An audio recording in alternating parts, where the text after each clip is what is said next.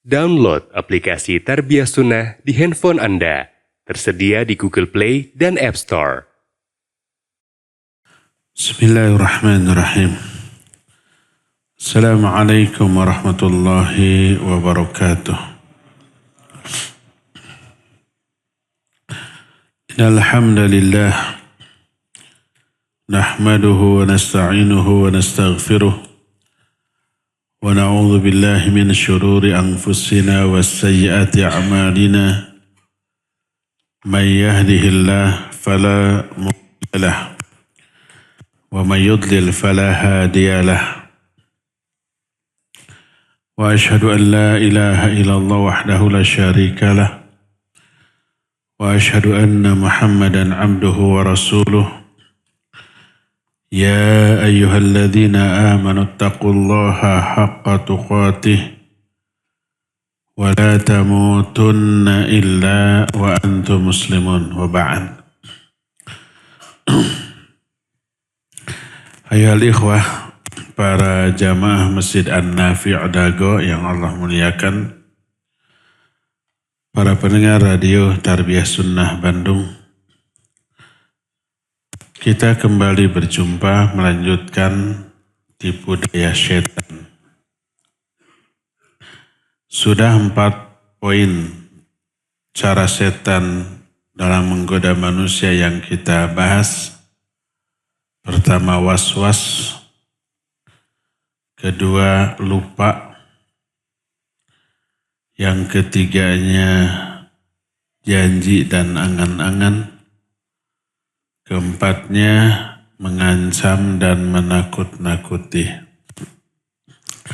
Sekarang kita masuki poin yang kelima, yaitu tazyinul ma'asi, menghiasi kemaksiatan. Beberapa perbuatan maksiat yang Allah haramkan itu pasti buruk. Tapi oleh syaitan dihiasi dalam pandangan manusia seolah-olah itu sesuatu yang sangat bagus. Berkata mu'allif, min asalibi syaitan li'idlali bani Adam ayyuhassina lahumul ma'asi wa yujammiluha fi nufusihim fatajiduhu yuhassinu syirka inda sahibih wa annahu min ta'zimi sholihin wa yuhassinul bid'ah inda ashabiha wa annaha dalilun alal qiyami bi ibadati rabbil alamin. Di antara tipu daya setan di dalam menyesatkan Bani Adam adalah menganggap bagus kemaksiatan dan menganggap indah kemaksiatan tersebut dalam diri-diri manusia. Maka engkau dapati orang-orang musyrik menganggap bagus terhadap perbuatan syiriknya dengan mengatakan bahwa itu mengagungkan orang-orang soleh, memuliakan, menghormati orang soleh. Memperbagus kebid'ahan dengan alasan bahwa itu dalil untuk melaksanakan ibadah kepada Rabbul Alamin. Syaitan juga menghiasi kemaksiatan sehingga yang haram menjadi sesuatu yang diminati dan menjadikan yang haram itu sebagai penyebab kenikmatan dan kelezatan. Oleh karena itu, cara ini ditempuh oleh syaitan dalam menggoda seluruh manusia. Seperti dalam surah Al-Hijr 39, Allah menyatakan, Qal Rabbi bima agwaitani la uzayyinanna lahum fil ard wa la ughwiyannahum ajma'in. Kata Allah, berkata iblis, ya Allah, karena engkau telah memvonis aku sebagai orang yang sesat, sebagai makhluk yang sesat, maka pasti aku akan menghiasi bagi mereka. Di dalam ungkapan la uzayyinanna lahum terkandung kesungguh-sungguhan. Karena apa? Karena adanya huruf lam yang dibaca pendek, la uzayyinanna, plus ditambah ada huruf nun di akhirnya, disebut nun taukid. La-nya la taukid, di akhirnya nun taukid tsaqilah. Tadinya zayyana yuzayyinu. Untuk anak, kalau pelakunya anak, uzayyinu. Masuk huruf la uzayyinu.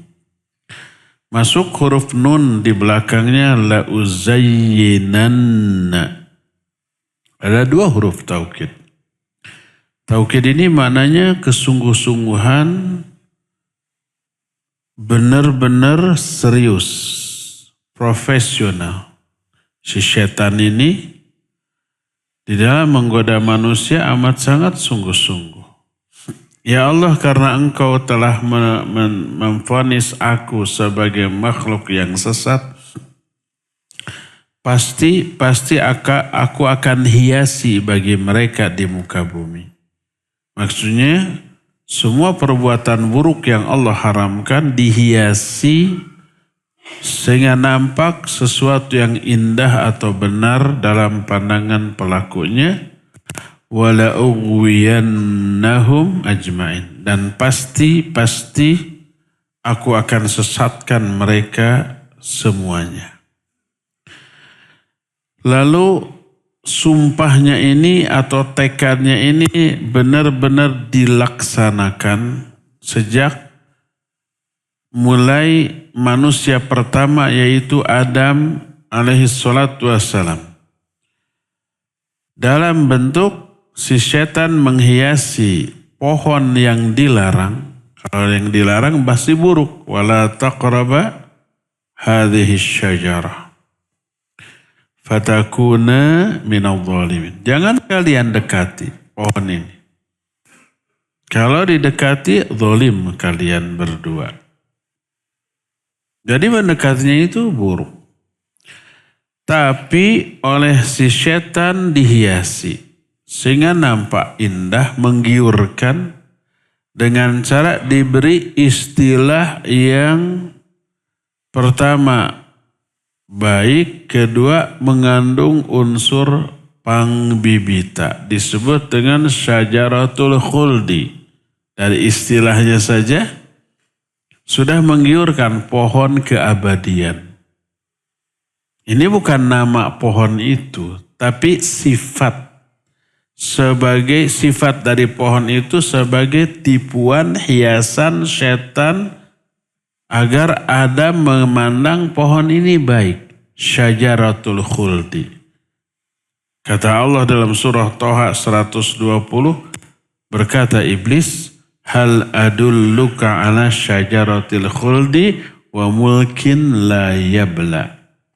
Mau enggak aku tunjukkan kepadamu pohon keabadian dan kekuasaan yang tidak pernah ada akhirnya.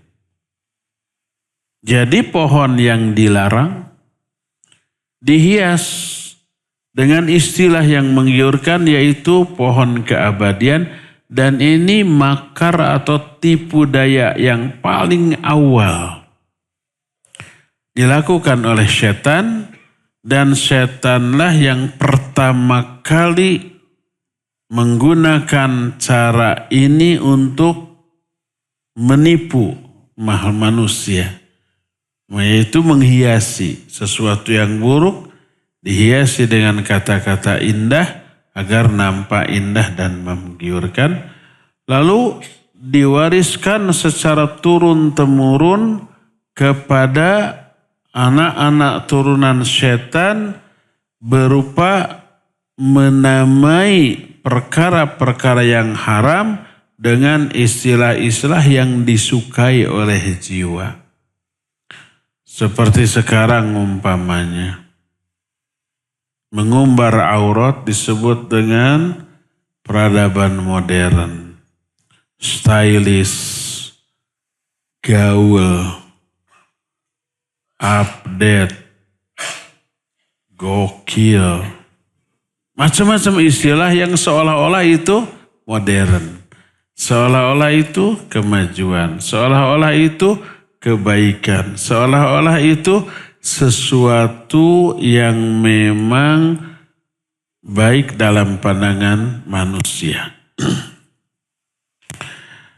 Termasuk umat-umat terdahulu dari kalangan orang-orang kafir digoda oleh setan sehingga amal-amal buruk mereka dianggap sebagai amal-amal baik. Kalau dianggap amal baik, pertama tidak akan berhenti terus karena ini baik. Dua, nggak akan tobat. Ketiganya, ketika ditegur ngamuk marah. Allah berfirman dalam An-Nahl ayat 63. Tallahi laqad arsalna ila umamim min qablika fazayyana lahum syaitanu a'malahum. Tallahi demi Allah, huruf ta salah satu di antara huruf qasam. Huruf qasam itu huruf sumpah. Ada 3 huruf qasam, waw, ba, dan ta. Bisa wallahi, bisa billahi, bisa tallahi. 3-tiganya maknanya demi. Wallahi demi Allah. Tallahi demi Allah. Billahi juga demi Allah. Ini 3 huruf qasam. Tapi tidak setiap waw bi itu huruf qasam. Wa bisa aja huruf isti'naf. Huruf yang ada di awal. Wallahu ala kulli syai'in qadir. Waw di sana bukan demi, bukan sumpah. Kalau sumpah harus wallahi. Kalau wallahu ala kulli syai'in qadir, waw di sana waw istinaf.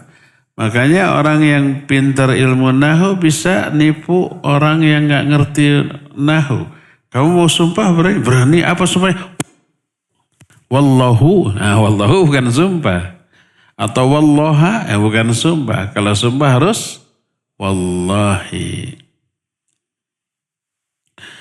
Tallahi demi Allah, sungguh kami telah mengutus kepada umat-umat sebelum engkau, mengutus para nabi, para rasul, agar tunduk, taat, patuh, satya, satuhu kepada para nabi, para rasul yang diutus. Tapi apa yang terjadi? Fazayyana lahum syaitanu a'malahum. Para nabi, diutus, para nabi, para rasul diutus untuk memberitahu penyembahan mereka kepada selain Allah itu buruk, syirik gitu. Dan rata-rata itu adalah visualisasi dari orang soleh masa lalu. Ada dulu orang-orang soleh, terus dihormati, diagungkan, terus mati. Terus dibikin patungnya, lama-lama disembah. Dan menganggap itu baik. Pengagungan kepada orang soleh. Diutus para nabi, para rasul. Berhenti, jangan nyembah patung-patung itu. Sembahlah hanya Allah satu. Oleh si setan dihiasi. Ini teh mengagungkan leluhur. Nenek moyang, karuhun orang baheula. Orang-orang soleh, para pahlawan kan gitunya. Dihiasi oleh setan, laknatullahi alaihi. Dalam Al-An'am 43 Allah menyatakan wa zayyana lahum syaitanu ma kanu ya'malun. Syaitan menghiasi bagi mereka apa-apa yang mereka lakukan. Perbuatan mereka buruk oleh syaitan dihiasi. Dihiasinya dengan diberi argumentasi yang sesat. Tadi penyembahan kepada berhala disebut mengagungkan orang-orang soleh. Orang soleh memang harus kita muliakan, harus kita hormati, harus kita agungkan, tapi pada batasnya. Kalau melebihi batas, hulu sampai kepada taraf penyembahan, lebay, ini keliru. Dalam surah Al-An'am 112 Allah berfirman, wa kadzalika ja'alna likullin nabiyyin aduwan syayatinal insi wal jin yuhi ba'duhum ila ba'din zukhrufal qawli ghurura. Demikianlah kami jadikan bagi setiap nabi musuh, baik musuh dari kalangan bangsa manusia ataupun bangsa jin. Jadi setiap nabi dan rasul dan penerusnya dari kalangan para ulama, para duat, para mubarik, para ustadz, itu ada musuh dari dua jenis makhluk. Dari kalangan manusia ada. Makanya tepupuguh para mubalik, para da'i, para ustadz itu dibenci oleh orang-orang yang tidak mereka kenal. Hanya karena tersinggung dengan dakwahnya. Nah, dari kalangan jin juga ada. Karena semua duat itu mengingatkan, jangan terpengaruh oleh bisikan setan dari kalangan bangsa jin. Si jin teh kasinggung atuh, ngaran orang disebut Bika sebelen ya Ustaz, kan gitu tuh. Terus yuhi ba'd. Ya teh kujin gitu, lep-lepan.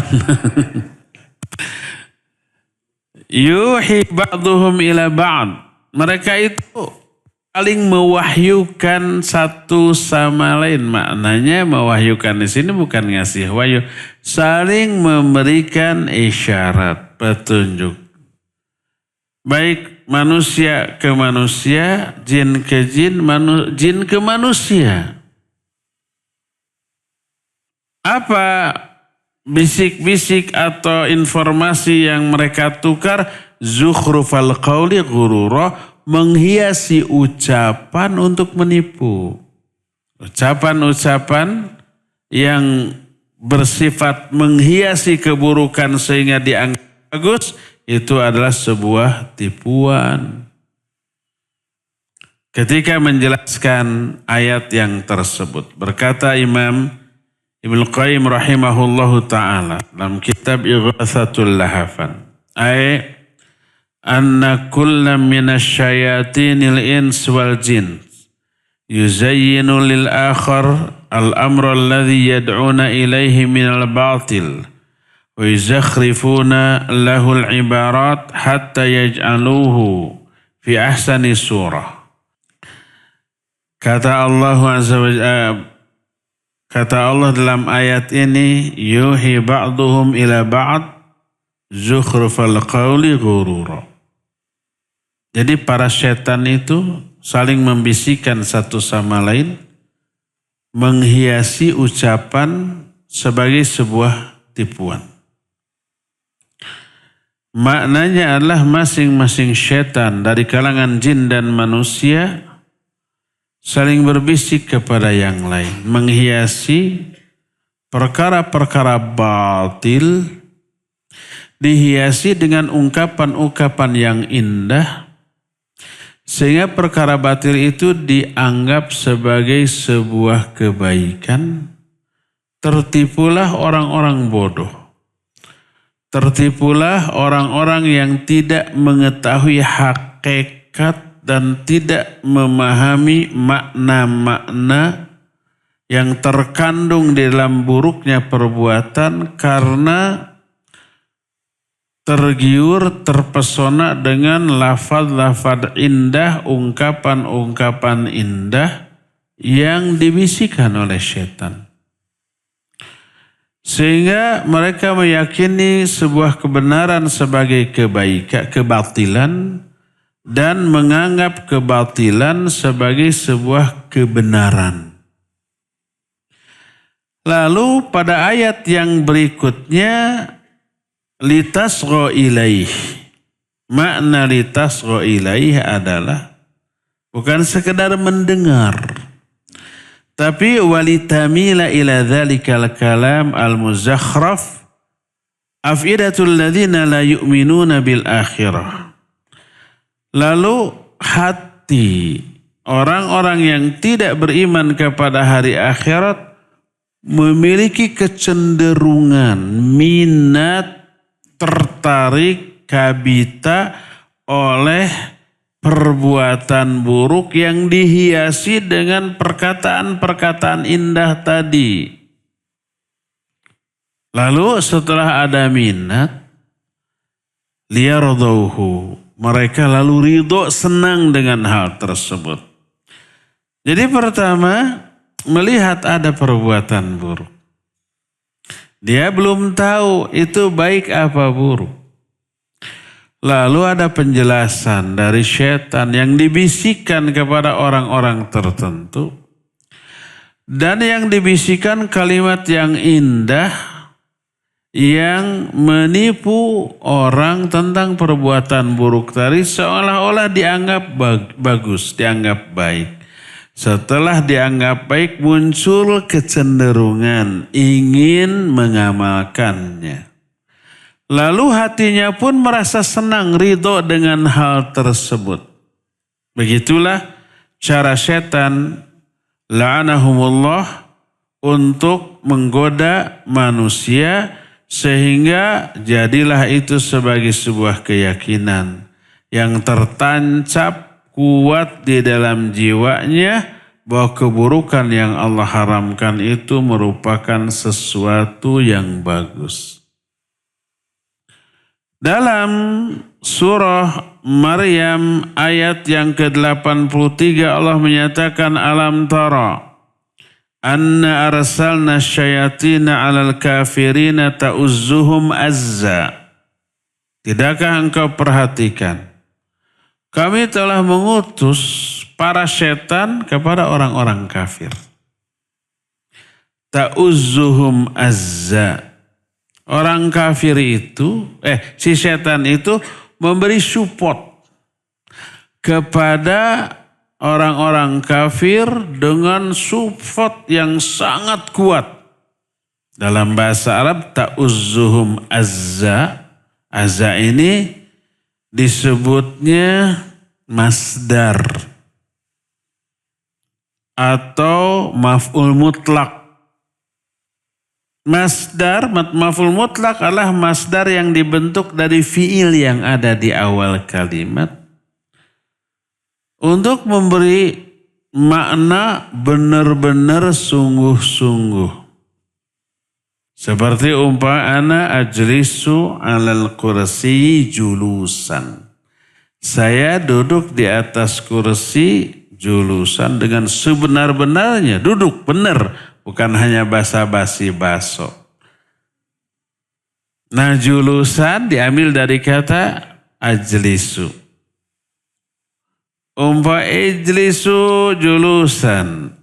Duduk kamu dengan sebenarnya sebaik-baiknya. Julusan itu disebut maf'ul mutlak, Pak. Maf'ul mutlak adalah masdar yang diambil dari fi'il yang ada di awal. Dan itu memberikan kesungguh-sungguhan maknanya. Nah, dalam ayat ini ta'uzzuhum azza, syaitan memberi support kepada si orang-orang kafir azza dengan support yang sungguh-sungguh. Maknanya tuz'ijuhum wa tuharrikuhum ilal ma'asi wa tu'ajjiluhum ilaiha. Maknanya setan itu memberi dorongan, menggerakkan hati mereka untuk cenderung kepada maksiat dan bersegera melakukan kemaksiatan itu. Jadi setiap taraf support atau motivasi dorongan itu dilakukan secara detail dan sungguh-sungguh oleh setan. Sehingga manusia amat sangat susah menghindari godaan setan tersebut. Di antara umat-umat terdahulu yang tergoda oleh setan dalam bentuk dihiasi perbuatan buruk mereka sehingga dianggap sebagai sebuah kebaikan oleh mereka. Karena dianggap baik pas ada Nabi Rasul yang diutus, hentikan perbuatan itu, mereka ngamuk. Ini baik. Contoh, kaum Ad dan kaum Tsamud. Dalam surah Al-Ankabut ayat 38 Allah menyatakan, wa'adan wa thamuda qad tabayyana lakum min masakinihim wa zayyana lahum syaitanu a'malahum. Ceritakan olehmu tentang kaum Ad dan kaum Tsamud. Kaum Ad, kaum Tsamud itu orang-orang kuat secara fisik. Mereka itu bikin rumah itu bukan kayak kita, tapi di batu-batu yang di dinding-dinding gunung itu yang mereka pahat tuh. Hebat luar biasa. Qad tabayyana lakum min masakinihim. Telah jelas bagi mereka tentang tempat-tempat tinggal mereka. Luar biasa. Nggak ada orang yang bisa bikin rumah seperti mereka sekarang ini. Tapi mereka menyembah kepada selain Allah. Kekuatan mereka hebat, dahsyat.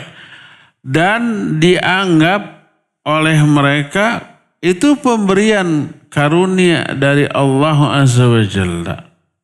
Atas perbuatan mereka mengagungkan orang-orang yang mereka anggap soleh. Saking benernya nih ibadah mereka kepada orang soleh, Allah anugerahi kehebatan secara fisik, kemampuan mengukir atau membuat rumah-rumah yang hebat, yang dahsyat. Apa kata Allah? Wa zayyana lahum syaitanu a'malahum. Syaitan menghiasi amal-amal buruk mereka. Menyembah kepada selain Allah, menyembah kepada leluhur-leluhur yang sudah mati dan dianggap orang soleh. Dan itu pengagungan terhadap leluhur atau orang soleh. Dan itu dianggap baik. Begitulah cara setan menggoda mereka. Ini yang pertama. Kedua, kaum Saba. Kaum Saba itu menyembahnya kepada matahari dan bintang. Dan itu dianggap baik dan benar oleh setan. Dan dibisikkan ke dalam hati kaum Saba. Kenapa? Matahari itu sumber kehidupan. Seluruh makhluk hidup tergantung kepada matahari. Tidak hanya manusia, binatang. Apalagi sekarang kita membuktikan isi kandungan dari sinar mataharinya. Ada ultraviolet, ada panasnya, macam-macam itu menyebabkan adanya proses asimilasi. Apa lupa lagi asimilasinya? Klorofil yang ada di dalam daun hijau itu dimasak itu. Dan itu kemudian menjadi hal yang bermanfaat bagi pohon itu, bermanfaat juga bagi manusia. Sebab hasil asimilasi itu mengeluarkan oksigen yang baik untuk kita, menyerap karbon dioksida yang buruk bagi kita diserap oleh pohon-pohon di siang hari, melahirkan oksigen. Kan begitunya. Itu tak bisa lepas dari peran sinar matahari. Maka dialah Tuhan yang harus disembah. Kan bagus, kan logis, kan sangat rasional, realistis, kan begitu. Dihiasi oleh setan. Allah berfirman dalam surah An-Naml ayat 24, wajadtuha wa qaumaha yasjuduna lisyams min dunillah wa zayyana lahum syaitanu a'malahum. Berkata burung hudhud. Kan Nabi Sulaiman kehilangan burung hudhud, si hudhud ke mana ya? Tak berapa lama datang. Dari mana kamu gitu? Apa kata hudhud? Aku menemukan satu kaum yang besar, kuat, singgasana ratunya besar, dipimpin oleh seorang perempuan ratu. Wajadtuha wa qaumaha yasjuduna lisyams. Aku temukan si ratu ini dan kaumnya sujudnya kepada matahari. Lalu dikatakan wa zayyana lahum syaitanu amalahum, syaitan menghiasi amalan mereka. Sujud ke matahari buruk, tapi dianggap sebagai sebuah kebaikan. Dan diberikan argumentasi ke dalam pemahaman mereka. Akhirnya dianggap perbuatan buruk sebuah perbuatan yang baik. Yang kedua, kaum Saba. Yang ketiga, orang-orang kafir Quraisy yang kemarin sudah pernah kita singgung sedikit. Ketika terjadi perang Badar, perang pertama dalam sejarah Islam, dan tadinya tidak direncanakan mau perang. Jadi ketika rombongan Abu Sufyan pulang dari Syam untuk berdagang lewat Madinah. Oleh Nabi SAW mau dicegat tuh, mau dirampas tuh. Kenapa? Karena harta kaum muhajirin yang di Mekah itu nggak boleh dibawa ke Madinah waktu hijrah. Diambil aja oleh mereka. Kita ambil lagi sekarang dicegat gitu. Makanya pasukan yang dibawa nggak semuanya, hanya 300 orang lebih. Berita ini sampai itu ke Abu Sufyan, langsung ngirim utusan ke Mekah. Kita mau dicegat, mau dirampas nih. Akhirnya orang-orang Mekah menyiapkan pasukan sampai 1.000 orang tuh. Sekalipun 1.000 orang 3 kali lipat. Terdiri dari gabungan beberapa suku di Quraisy. Perlengkapan persenjataan juga jauh lebih lengkap.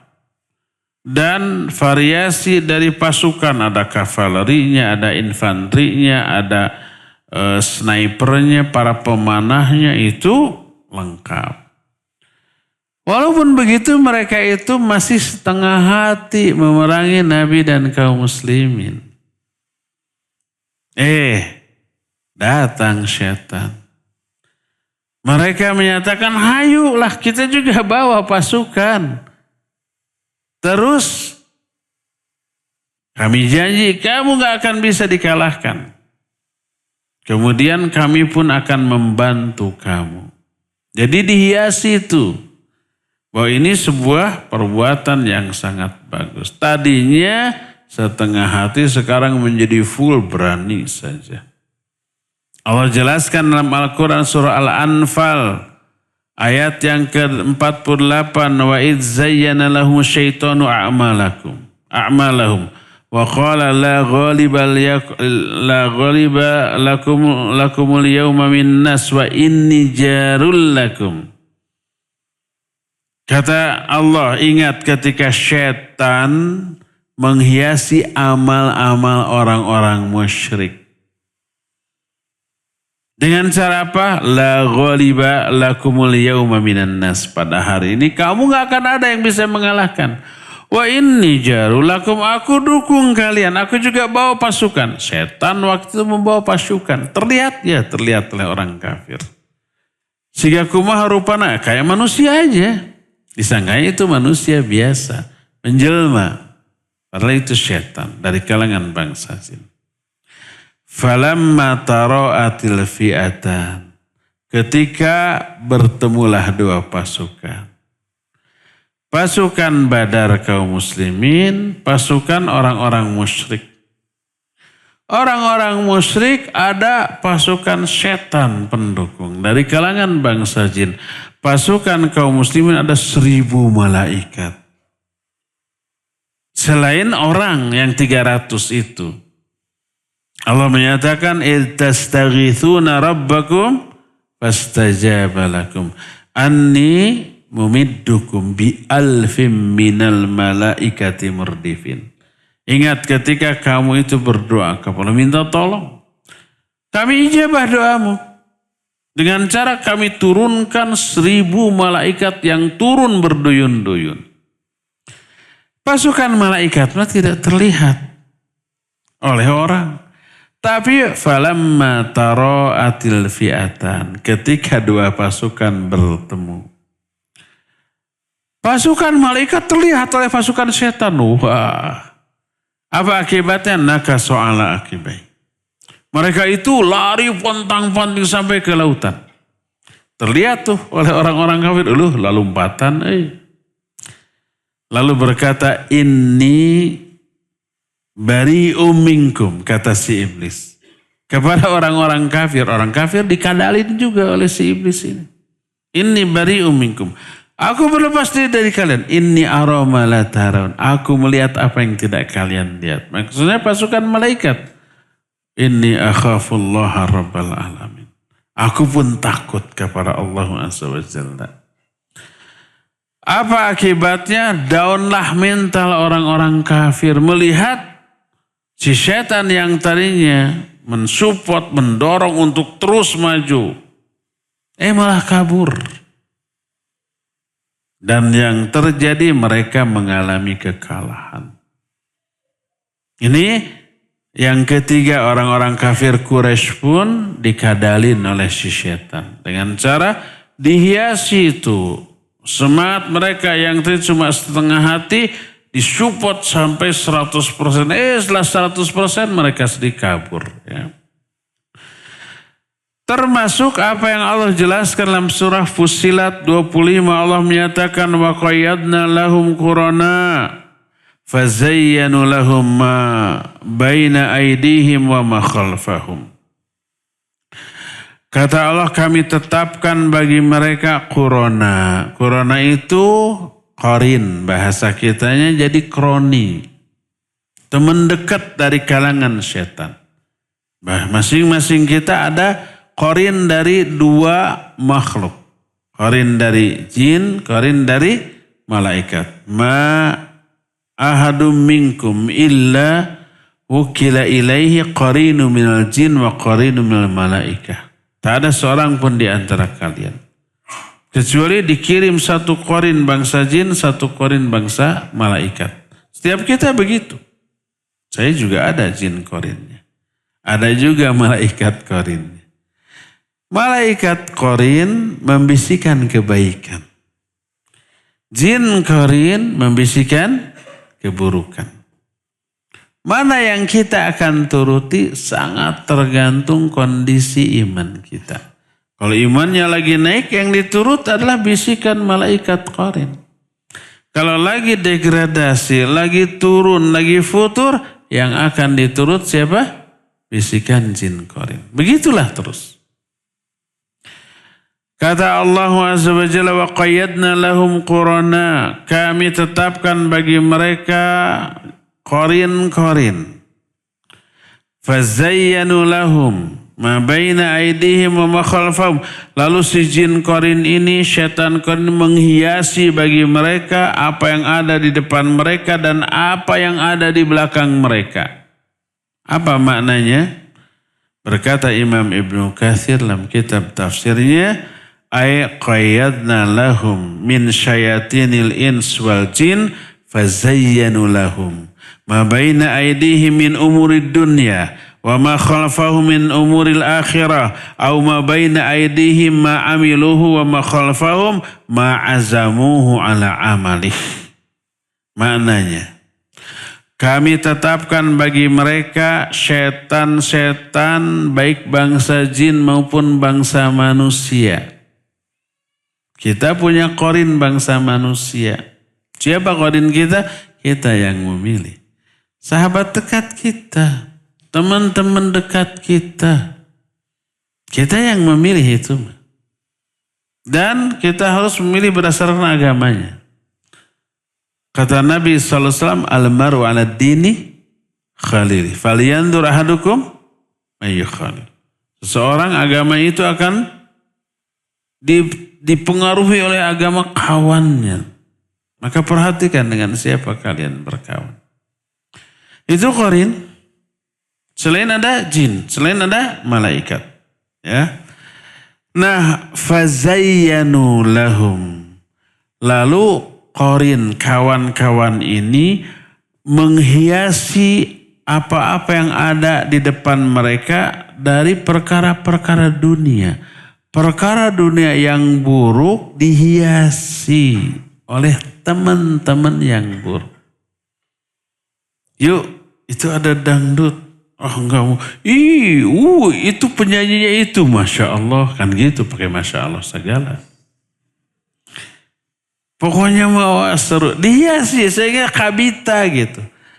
Dan saya nggak punya uang, pangbayarkan ke saya. Sok haus, nanti di jajanan gitu. Lapar, nanti pulangnya jajan bakso. Oh pokoknya si setan ini menghiasi lah kawan kita ini. Kalau kawannya buruk membawa kepada keburukan. Kalau kawannya baik, ayo ada ngaji. Nah gitu. Adapun amal yang ada di belakang mereka maksudnya adalah urusan akhirat. Oleh si setan, kebaikan akhirat digambarkan sebagai sebuah keburukan atau sekedar halusinasi, akhirnya tidak kabita, tidak terpesona, tidak tertarik. Ini yang dunia ini yang menggiurkan walaupun buruk. Itulah yang dimaksud dengan si setan itu menghiasi amal-amal yang ada di depan dan amal yang ada di belakang. Yang di depan maksudnya perkara-perkara buruk dalam kehidupan dunia dihiasi. Perkara yang haram, perkara yang harus dijauhi, perkara yang dilarang. Dihiasi sebagai sebuah yang indah, perkara-perkara baik dicitrakan sebagai sebuah keburukan.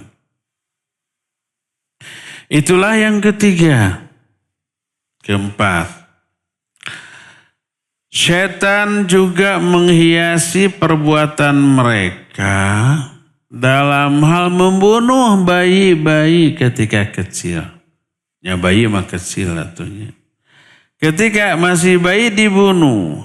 Tapi diberi apologi yang seolah-olah itu benar, lumrah, wajar, bahkan bagus. Yaitu apa? Mereka mengatakan khawatir teka paraban. Khawatir tidak mampu memberikan makan, minum, atau karena takut kefakiran, takut kemiskinan, takut teka urus, takut teka didik, takut tidak bisa memberikan pakaian. Bunuh saja ketika kecil. Allah berfirman dalam Al-An'am 137, "Kadzalika zayyana likatsiri minal musyrikin qatla auladihim syuraka'uhum liyurduhum wa yalbisu alaihim dinahum." Demikianlah kata Allah Azza wa Jalla, sesembahan-sesembahan mereka dari kalangan bangsa setan menghiasi perbuatan orang musyrik ketika membunuh anak-anak mereka. Diberikan argumentasi bahwa membunuh anak ketika kecil itu bagus. Pertama tadi, jangan sampai nanti anak sudah gede kelaparan. Jangan sampai nanti anak sudah gede tidak terurus. Jangan sampai anaknya menjadi musuh bagi orang tua, mending dari kecil bunuh. Gitulah. Terus waliyalbisu alaihim dinam, untuk memberikan pengaburan terhadap agama mereka. Berkata Imam Asy-Syaukani rahimahullah ketika menerangkan ayat ini, Ai anna syuraka'ahu minal jinni wal ins zayyanu likatsiri minhum qatla auladihim likai yahlikuhum wa yakhlitu alaihim dinahum. Makna ayat ini adalah bahwa teman-teman mereka dari kalangan jin dan manusia menghiasi mereka untuk membunuh anak-anak mereka dengan cara agar kalian tidak binasa setelah anak-anak kalian gede. Tidak repot, tidak rempong, tidak riweuh mengurus anak. Karena anak itu perlu biaya gede, makin besar perkembangan anak makin gede biaya kan. TK masih mending, jajannya 5.000, 10.000 cukup. SD naik 20.000, SMP naik lagi. Apalagi kalau sudah mahasiswa, SPP-nya lebih gede, ongkosnya lebih gede, keperluan buku ini itu lebih gede, puluhan juta, ada yang ratusan juta, liar. Dan jadi mending waktu bayi cekekan.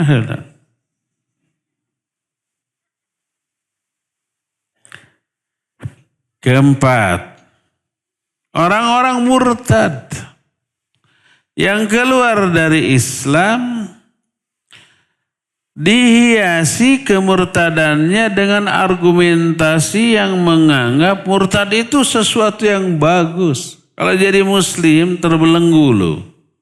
Bergaul nggak bisa bebas, pakaian juga tidak bisa membuka aurat, padahal tubuh kita indah, kulitnya halus mulus, bodinya seperti gitar Spanyol. Saya belum pernah lihat gitar Spanyol, pokoknya seksi banget katanya. Kalau itu ditutup mubadir, innal mubadzirina kanu ikhwanas syayatin. Itu diberikan argumentasi seperti itu. Allah berfirman dalam surah Muhammad ayat 25, innal ladzina irtaddu ala adbarihim min ba'di ma tabayyana lahumul huda asyaitanu sawwallahum wa amlalahum.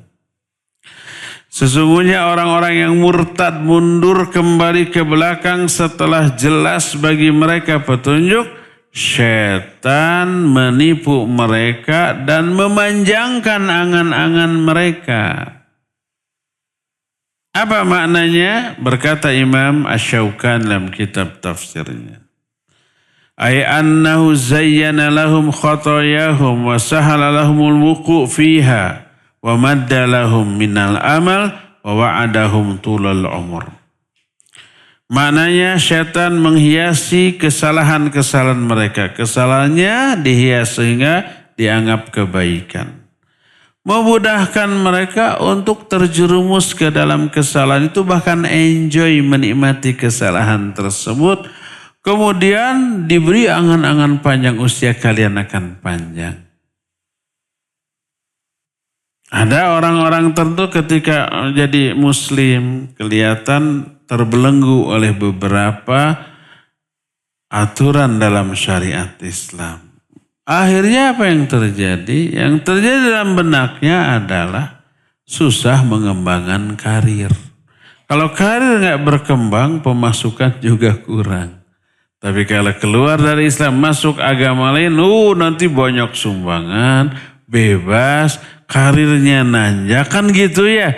Kalau karirnya naik, otomatis sumber penghasilan banyak. Pundi-pundi uangnya nanti bakal penuh, kan gitu. Akhirnya murtad. Betapa baiknya, bagusnya apa yang dikemukakan oleh Imam Ibnul Qayyim rahimahullahu ta'ala. Beliau menjelaskan ini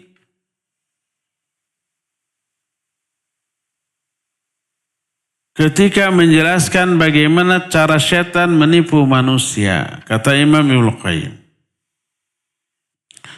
wa min makaidihi annahu yusahhirul aqal daiman hatta yakidahu wa la yaslimu min sihrihi illa man sya'allah fa yuzayyinu lahul aqal فَيُزَيِّنُ لَهُ الْفِعْلَ الَّذِي يَضُرُّهُ حَتَّى يُخَيِّلَ إِلَيْهِ أَنَّهُ أَنْفَعُ الْأَشْيَاءِ وَيُنَفِّرُ مِنَ الْفِعْلِ الَّذِي هُوَ أَنْفَعُ الْأَشْيَاءِ لَهُ حَتَّى يُخَيِّلَ لَهُ أَنَّهُ يَضُرُّهُ فَلَا إِلَهَ إِلَّا اللَّهُ كَمْ مِنْ فِئَةٍ بِهَذَا السِّحْرِ مِنْ إِنْسَانٍ وَكَمْ حَالَ بِهِ بَيْنَ الْقَلْبِ وَالْإِسْلَامِ وَالْإِيمَانِ وَالْإِحْسَانِ. Kata Imam Ibnu Qayyim rahimahullahu ta'ala, di antara cara setan menggoda manusia adalah selalu menyihir akal sehingga akalnya tertipu. Dan tidak ada yang bisa selamat dari sihirnya itu kecuali orang-orang yang Allah kehendaki. Maka setan, salah satu cara setan menyihir manusia adalah menghiasi perbuatan yang madarat, dihiasi sehingga seolah-olah perbuatan madarat itu adalah perbuatan yang paling bermanfaat. Kedua, tanfir. Tanfir itu membuat lari dari sesuatu yang baik. Wa yunafiru minal fi'li alladhi huwa anfa'ul asya'. Setan membuat orang lari dari perbuatan yang paling bermanfaat dengan cara dibisikkan argumen seolah-olah perbuatan itu madarat. Banyak itu contohnya. Umpamanya ke akhwat. Akhwat itu umpamanya memiliki keyakinan menutup aurat itu bagus. Ini perintah Allah, perintah Rasul. Datang setan. Kalau kamu menutup aurat, menutup wajahmu, wajahmu cantik. Kalau orang nggak tahu kecantikanmu, jomblo lo seumur hidup. Siapa yang mau kepada orang yang kayak gitu, tertutup semua? Kan gitunya. Padahal jodoh bagi akhwat penting pisan ya teh. Kalau saya nggak dapat jodoh kumahanya. Kan gitu.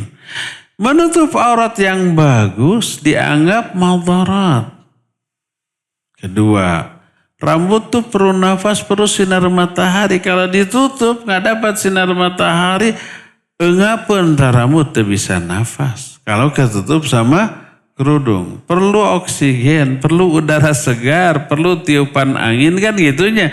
Perlu terpaan sinar matahari. Buka kerudung. Kerudung itu buruk.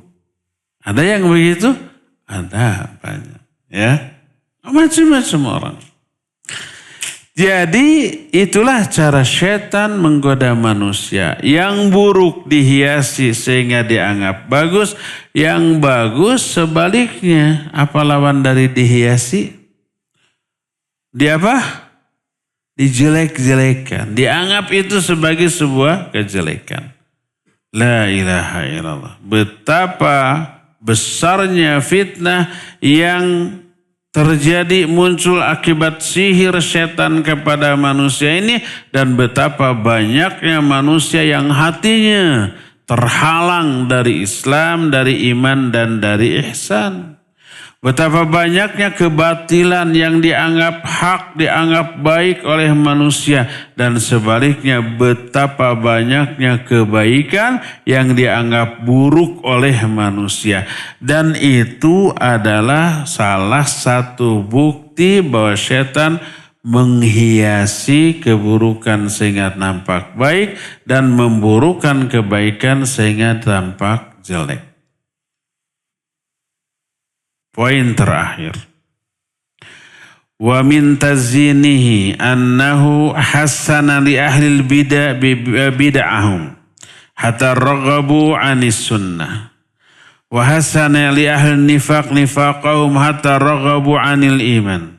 Wa hassana li ahli al-ma'asi ma'asiyahum bi ismil hurriyah fasammul lati hiya umul khaba'ith asy-syarab ar-ruhi wa sammul 'ishq wa buyutil jinan al-hurriyah.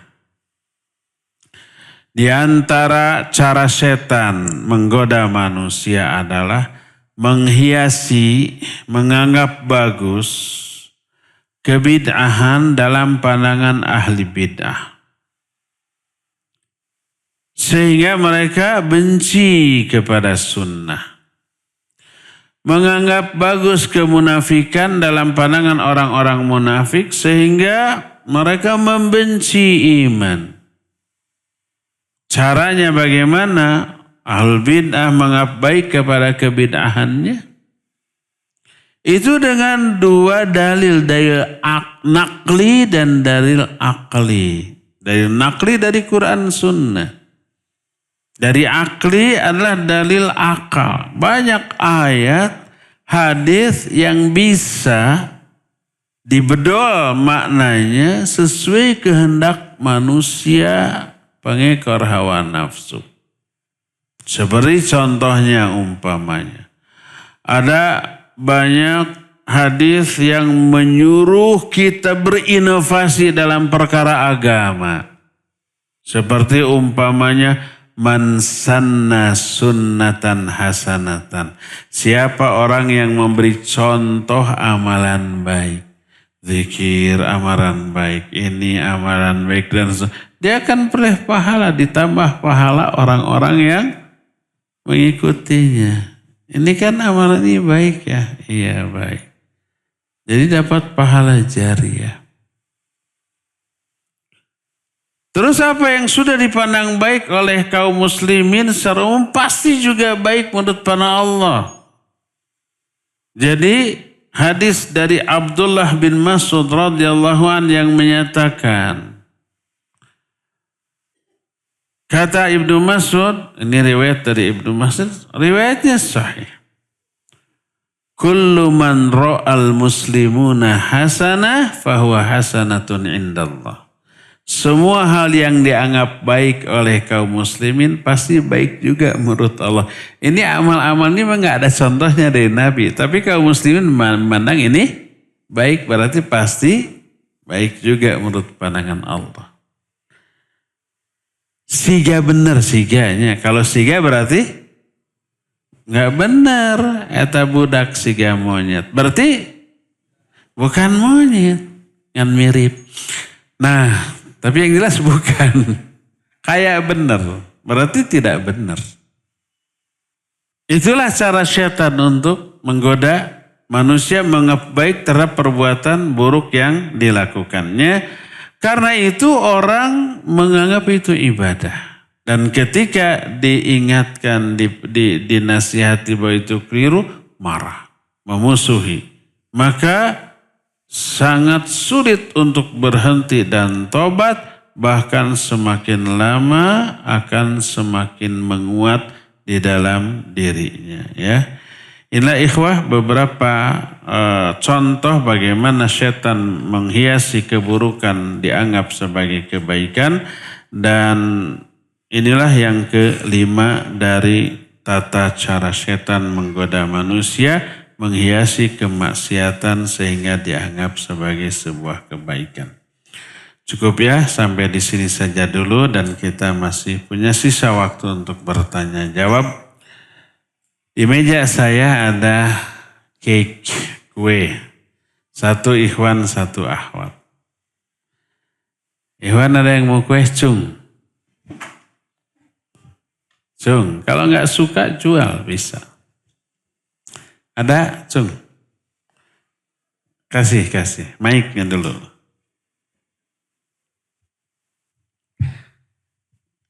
Siapa namanya Pak?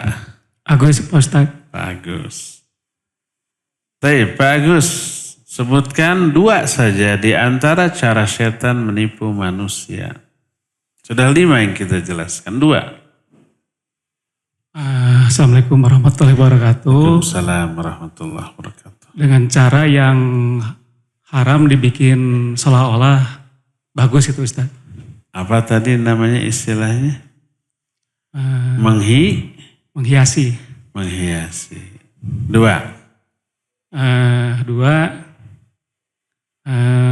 mengiming-imingkan apa yang kayak apa? Kemudorotan gitu, yang seolah-olah jadi mudorot yang padahal itu sebenarnya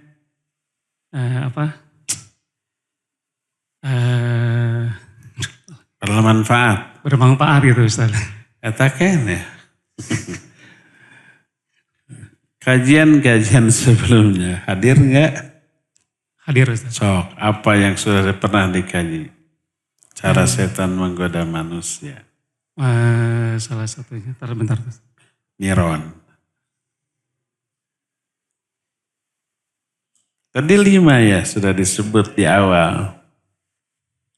Taluk? Orang murtad keluar dari Islam, seolah-olah yang murtad itu bagus. Itu contoh-contoh materi sekarang yang menghiasi. Ya. Tapi jawaban tadi sudah ada yang benar.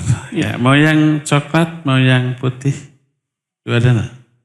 Dua-duanya Ustaz. Nggak boleh. Satu, ahwat. Hawak. Coklat. Ahwat, Fadal, pilih Pak. Di sini. Ahwat ngacung satu nanti ditunjuk oleh panitia. Kasih mic.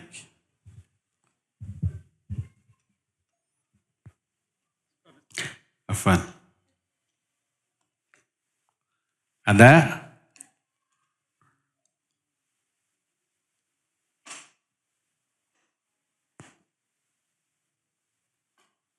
Tidak ada ahwat yang mau kue. Sok atuh cuk. Pengle, talangke, hararese, kudu diteke. Assalamualaikum.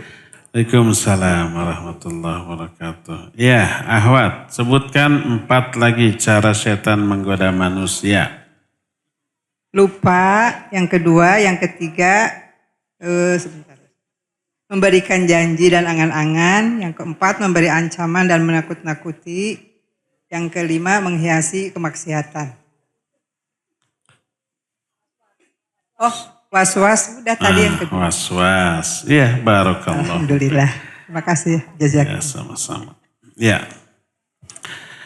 Pertanyaan Afan, bagaimana pandangan Ustadz tentang Ustadz Salafi yang mengerokok atau vape? Apakah ilmunya kita ambil? Enggak boleh. Tambah lama kelihatan tambah jauh dari kebenaran. Sehingga ngaji berbayar lebih buruk daripada mabuk minum khamr. Na'udzubillah. Ya. Capruk. Syekh Al-Fauzan hafizahullah ditanya, boleh nggak seorang perokok jadi imam sholat karena dia hafal Quran dan bagus bacaan? Apa beliau bilang? Tidak boleh. Karena nanti pertama orang akan menghormati imam itu dalam keseluruhan lalu benar terhadap perbuatan rokoknya. Akhirnya ikut merokok. Padahal dia hafid dan tidak mengajar. Hanya menjadi imam. Apalagi yang mengajar, ustadz.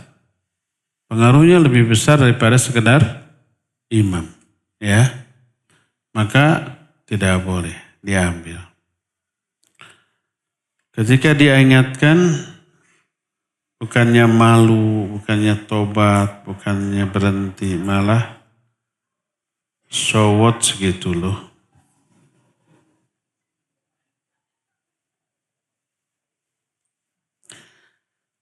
Waktu saya sekolah dari SD sampai SMK, saya cukup populer di kalangan wanita. Ya gitu, GR. Sampai seringkali saya diikuti oleh 2-4 wanita. Dari sekolah ke rumah saya. Setiap kali saya keluar kelas, saya sering digoda atau disorakin. Baik dari adik kelas atau kakak kelas atau seangkatan. Alhamdulillah Allah menjaga saya untuk tidak pernah berzina dan tidak pernah pacaran. Dengan niat atau harapan Allah mentakdirkan saya dengan seorang istri yang juga tidak pernah berzina dan pacaran. Tapi untuk menjaga hal itu saya sering sekali membuat wanita-wanita sakit hati. untuk menolak ajakan mereka untuk pacaran atau berzina dengan menyebut mereka pelacur atau kata yang tidak baik lainnya. Agar mereka menjauhi saya dan terkadang sebagian wanita masih mengganggu saya. Sehingga saya berbuat zalim dengan lisan saya agar mereka membenci saya dan terbebas dari zina. Pertanyaan. Bagaimana cara bertobat atau minta maaf dengan orang-orang yang pernah kita zalimi? Sedangkan saya tidak ingat nama mereka dan berapa banyak. Dan saya tidak memiliki cara untuk menghubungi mereka. Penasaran siapa ini? Seganteng apa dia?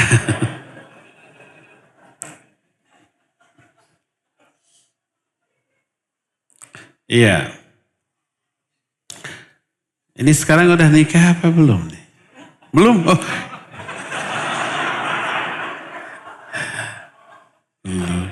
Jomblo atuh. Taib. Alhamdulillah itu bagus. Masa muda, masa yang banyak fitnah dan godaan, masa yang harus tahan banting ya. Iya. Pertama, menjauhi para wanita benar bagus. Walaupun banyak digoda. Cuma ada isyarat.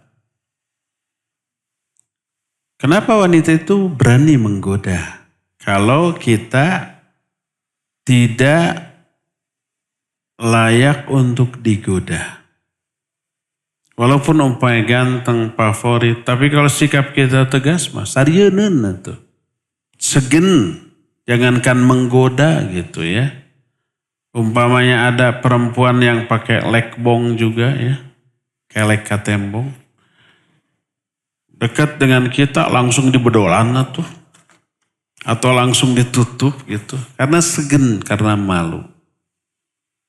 Mungkin kitanya centil sehingga perempuan itu berani mendekati kita dan menggoda kita. Tapi kalau kita menunjukkan sikap yang tegas, yang loyal terhadap agama, yang komitmen terhadap keyakinan kita, mereka segan. Jangankan menggoda, bertemu dari kejauhan aja menghindar karena malu ya. Nah itu. Kedua, tadi disebutkan menolak semua ajakan untuk berpacaran apalagi berzina. Bagus. Nah, tapi nggak perlu sampai mengatakan kamu pelacur, nggak boleh. Karena itu celaan. Tapi bukankah mereka sesuai fakta pelacur? Iya. Tapi mengatakan lafaz atau sebutan buruk yang sesuai dengan keadaan dia itu mencela, itu sukhriyah. Nggak boleh kepada orang yang pincang, hei pincang, nggak boleh. Orang yang hitam, hei hitam, nggak boleh. Walaupun kenyataannya begitu, tapi itulah yang disebut celaan. Kalau celaan sesuai fakta, sesuai dengan realita. Kalau nggak sesuai realita namanya buhtan, dan itu lebih gede dosanya ya. Bahasa kitanya fitnah gitu. Nah dia betul pelacur tapi gak boleh dikatakan seperti itu karena itu celaan ya. Apa yang harus kita lakukan kalau sekarang kita sadar salah?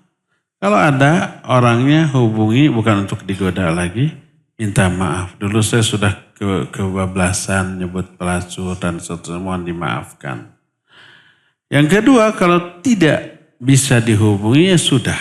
Kita doakan kebaikan bagi orang tersebut. Jadi setiap kezaliman yang pernah kita lakukan baru disadari sekarang dan ketika meminta maaf orang yang sudah tidak ada, mungkin sudah mati atau ada tapi entah di mana, sudah doakan kebaikan bagi orang tersebut. Ibu Ana menderita sakit depresi dan suami keberatan karena faktor ekonomi kami dan saudara ada 6 orang yang mampu. Tapi saudara lain tidak ada yang mau dan ibu juga hanya mau dengan anak. Apa anak berdosa menentang suami dan tetap membawa ibu yang saat ini sudah 20 tahun bersama kami? Ya. Ya sebaiknya anak seperti itu kepada ibu. Balas budi. Dulu kita merepotkan. Sekarang tiba saatnya berbalik. Kita yang ngurus ibu. Tapi kok suami tidak setuju, berbicara baik-baik dengan suami. Ya, Mas atau Abi atau Yang atau Bebeb gitu. Mau nggak punya istri durhaka kepada orang tua? Enggak, maka izinkan saya berbakti. Tanpa mengurangi hak suami. Suami tetap perhatikan. Jangan sampai karena fokus ke ibunya, suaminya terabaikan. Tetap beri porsi yang cukup untuk suami, minta izin untuk bisa mengurus ibunya ya. Jadi bicaralah baik-baik ke suami. Di masjid rumah saya sering melakukan ritual bid'ah. Saya mencoba mengingatkan dengan cara bertanya, tapi reaksinya marah. Apakah saya harus keluar dari lingkungan itu atau bertahan di majlis ta'lim? Tetaplah sholat di masjid itu. Sholat fardu ini ikhwan ya, tetap sholat. Jadi makmum. Ya. Tapi kalau mereka mengadakan kajian ya jangan hadir. Tapi sholat berjamaahnya tetap wajib ya.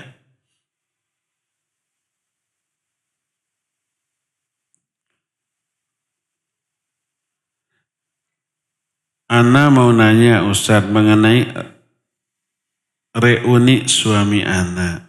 Masih menghadiri alumni yang ada musiknya. Padahal suami Ana sudah ngaji. Gimana sikap Ana? Saya juga ada reuni SMA. Ada nyanyinya ada, musiknya ada. Suka hadir? Suka. Tapi hadirnya pas di akhir. Di awal tahu ada nyanyinya joget-joget enggak? Di akhir saya giliran ceramah.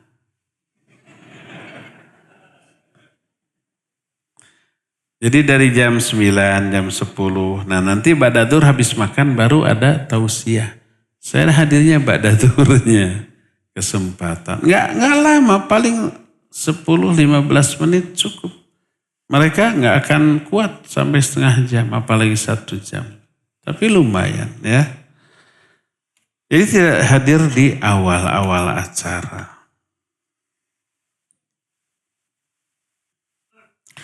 Ada produsen kain yang curhat karena merasa ditipu oleh yang ngaku akhwat dan memiliki brand syar'i di Bandung. Akhwat ini mengambil bahan dalam jumlah banyak dan minta segera dikirim. Tapi dana tidak ditransfer. Kejadian sudah 2 tahun. Hingga hari ini bahan belum dibayar lebih kurang 60 juta. Bagaimana mengingatkan akhwat tersebut agar ingat akan hutangnya? Masa gitu aja nggak bisa? Akhwat, ingat hutang lo, gitu aja sudah, bayar. Karena sebetulnya itu bukan dihutangkan. Seharusnya kain dibayar lunas sebelum dikirim. Karena kepercayaan produsen maka bahan dikirim walau belum menerima bukti transfer. Akhwat sudah sering di WA oleh produsen tapi selalu ingkar dan memberikan alasan. Padahal dia tetap berjualan dan produksi baju syar'i. Terkadang dia memberi bahan ke produsen lain yang memakai nama lain. Tagih saja. Ya, makanya setiap hutang piutang harus ada surat tertulis. Tanda tangani, materai, 2 saksi, ditagih nggak ngasih juga, nih suratnya. Bisa saya kepolisikan, gitu saja. Jadi sudah sering saya bilang, pertama zalim dia, mutilul ghina zulmun. Menunda pembayaran hutang padahal mampu adalah kezaliman. Kedua, orang yang berhutang padahal mampu halal irduhu wa uqubatuhu. Halal nama baiknya, kehormatannya dan hukumannya. Boleh digibahi, boleh dicela, boleh dituntut secara hukum. Kalau sekarang ditahan di penjara, ya. Jadi kalau cara-cara persuasif sudah nggak bisa, ditagih malah marah, ya, banyak alasan. Ya sudah bilang, ini saya perlu dan menurut syar'i ini boleh dihukum. Saya akan kepolisikan. Baru nanti dia bayar, ya.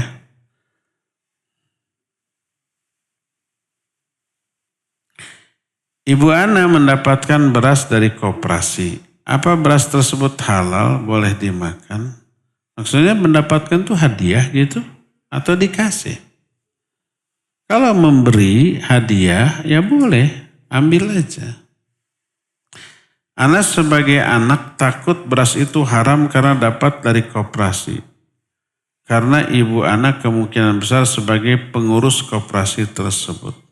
Kalau sebagai jatah, pengurus dapat jatah beras, nggak apa-apa, boleh. Apa salahnya dengan koperasi?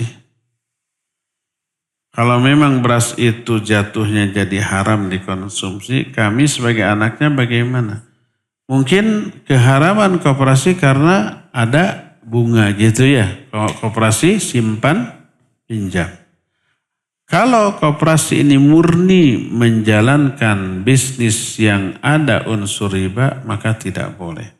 Tapi kalau campur aduk, koperasi ini menjual sembako, barang-barang, ya. Tapi salah satu di antara usaha koperasi ini meminjamkan uang ke anggota, lalu bayarannya ada bunga, kan gitu ya. Campur aduk. Ada yang halalnya, ada yang haramnya. Kita anggota di sana. Dan setiap tahun dapat SHU. Non SHU teh sisa hasil usaha setiap tahun. Diberikan ke kita. Halal apa haram? Yang halalnya halal, yang haramnya haram. Nah, nanti kan si bendahara ketika memberikan SHU ke kita sebagai anggota, dirinci. Umpama keuntungan koperasi tahun ini 100 juta. 100 juta ini terdiri dari jualan ini sekian. Di antara bunga pinjaman anggota ada 20%. Apa itu yang haram? Yang 80%-nya yang jual sembako, jual peralatan masak, jual yang lain-lain, mungkin itu halal. Tapi yang pinjam-meminjam yang ada bunga, ini ada bunga sekian persen.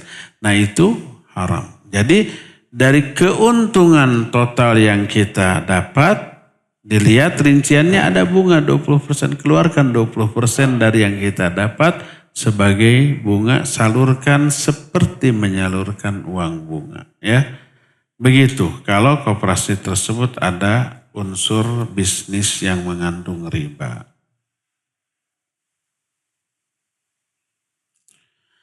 Saya bekerja di sebuah tempat dan mendapat tugas untuk perjalanan dinas keluar kota. Dalam perjalanan ini ada sepasang suami istri yang ikut sebagai penanggung jawab.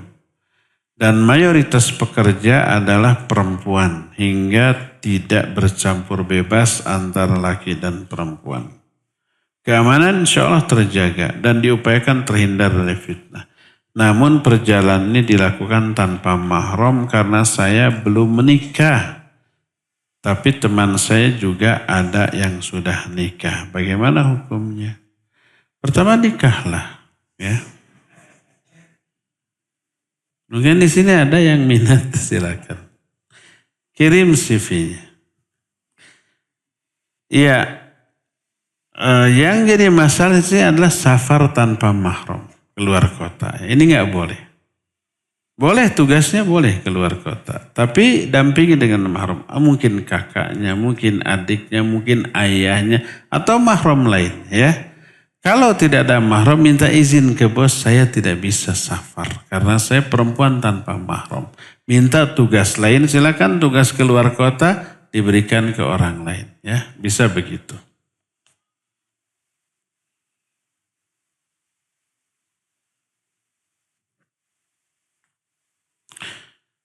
Mau minta hadis atau pencerahan, hukumnya seorang ibu yang memisahkan anak dari ayah kandung.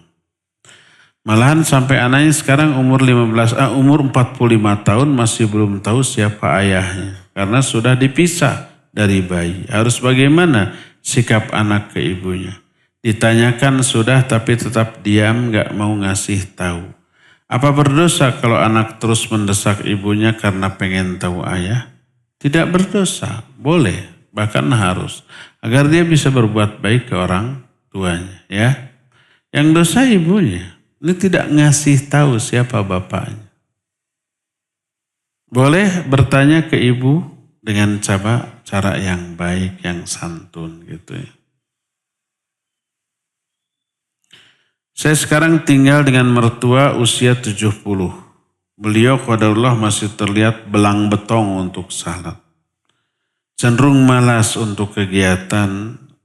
Hal-hal mengenai kebiasaannya membuat saya jadi tidak respect dan kepada beliau. Ditambah beliau jika ngobrol seringkali suudzon terhadap yang lain. Jadi aura negatifnya ini betul terasa. Mohon nasihatnya untuk saya karena dalam waktu dekat sepertinya belum bisa pindah rumah dari rumah mertua. Sabar, sudah. Gimana dia tuh? Semoga Allah berikan kemudahan segera bisa pindah rumah, misah dengan mertua. Jika anak ada urusan di Jeddah, selama 3 hari, apakah anak boleh bisa ambil miqat di Jeddah untuk umrohnya? Kalau kita ke sana niat sekalian umroh, maka ambil miqatnya di miqat yang kita lewati. Tergantung kita pakai pesawat apa, lewat mana. Bisa dari Yalamlam, bisa juga tergantung dari mana dia lewat ya. Maka miqatnya di sana. Kalau dari sini sudah meniatkan sekalian umroh. Kecuali kalau kita tidak niat umroh, nggak sempat umroh nih, hanya keperluan ke Jeddah saja. Akhirnya kita tidak niat umroh, di Jeddah saja. Rencana 3 hari. Ternyata sehari selesai urusan. Ada waktu 2 hari lagi, ngedadak niat mau umroh. Nah boleh ya. Boleh di sana dia mengambil miqat yang nanti terlewati bagi orang-orang Jeddah ya. Terakhir,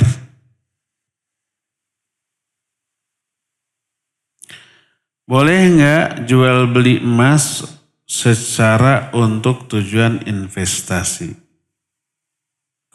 Tergantung mekanismenya gimana. Kalau beli emas langsung kontan, simpen untuk investasi, kalau nanti naik baru dijual. Boleh. Tapi kalau yang dimaksud adalah tergantung bagaimana kita membeli emas itu ya. Kalau secara online haram, tidak boleh. Karena emas adalah komoditi riba. Harus yadan biyadin. Harus cash. Nih emasnya terima, nih uangnya. Kalau ada penundaan waktu pembayaran, riba. Umpamanya bayar dulu, ditransfer. Lalu setelah masuk uangnya baru dikirim secara online. Ini riba, nggak boleh ya. Harus cash. Beda dengan selain emas atau komoditi riba lainnya. Ada komoditi riba selain emas, ada sesama uang itu, beli falas kayak gitu ya. Perak termasuk gandum kayak gitu, termasuk garam seperti itu ya. Itu komoditi riba. Jadi kalau belinya cash, langsung ke toko emas diborong, simpen aja. Atau diborong dengan toko emasnya, simpen tutup untuk investasi. Boleh, asal pas belinya cash ya. Cukup ya, sampai di sini waktunya juga sudah lewat. Subhanakallahum bihamdik, asyhadu an la ilaha illa anta, astaghfiruka wa atubu ilaik, walhamdulillah rabbil alamin. Wassalamualaikum warahmatullahi wabarakatuh.